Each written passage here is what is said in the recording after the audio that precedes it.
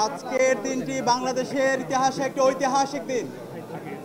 আজকে বাংলাদেশে গত 16 বছরে যে ফেসিবাদ কায়েম করেছিল, জুলাই বিপ্লবে যে আমাদের 2000 ভাই বোনকে শহীদ করেছিল, 40,000 ভাই বোনকে গাজী করেছে, হেলিকপ্টার থেকে গুলি করে আমাদের শহীদ আনাস, শহীদ তাহমিদ থেকে শুরু করে হাজার হাজার আমাদের ভাই বোনদেরকে শহীদ করেছে, সেই খুনি হাসিনার আজকে মৃত্যুদণ্ড ঘোষিত হয়েছে।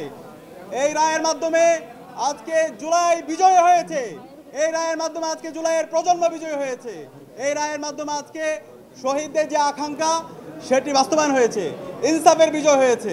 একই সাথে যে খুনি হাসিনার দূষর সাবেক স্বরাষ্ট্রমন্ত্রী খুনি আসাদুজ্জামান কামাল, তারও আজকে মৃত্যুদণ্ড রায় ঘোষণা হয়েছে।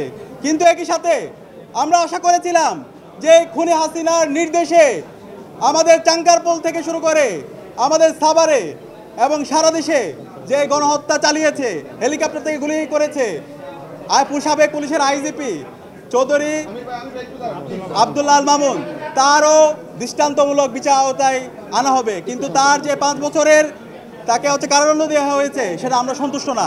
আমরা অন্তর্বর্তীকালীন সরকার আন্তর্জাতিক অপরাধ ট্রাইব্যুনালকে অনুরোধ করব, তার যে অপরাধের মাত্রা সে অনুযায়ী তাকে যেন ন্যায্য বিচারের আওতায় নিয়ে আসা হয়। একই সাথে আমরা ডাকসুর পক্ষ থেকে বলতে চাই, এই খুনি হাসিনা এবং তার সকল দূষরদের, তারা বিগত 16 বছরে যত ফেসিবাদ কায়েম করেছে, যত গণহত্যা এবং শিশুহত্যা করেছে, এই প্রত্যেকটা হত্যাকাণ্ডের বিচারে স্বাধীন বাংলাদেশে হতে হবে।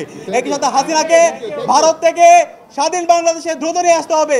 এক্ষেত্রে ইন্টারপোলের সহযোগিতা নিয়ে এবং আন্তর্জাতিক যত মাধ্যম আছে সেই মাধ্যম ব্যবহার করে খুনি হাসিনাকে এবং তার দূষরদেরকে দেশে নিয়ে এসে দ্রুত রায় কার্যকর করতে হবে। এবং আজকের এই রায়ের জন্য আন্তর্জাতিক অপরাধ ট্রাইব্যুনাল এবং ইন্টারিম সকল তদন্ত কর্মকর্তা, শহীদ পরিবার সবাইকে আন্তরিক ধন্যবাদ জানাচ্ছি।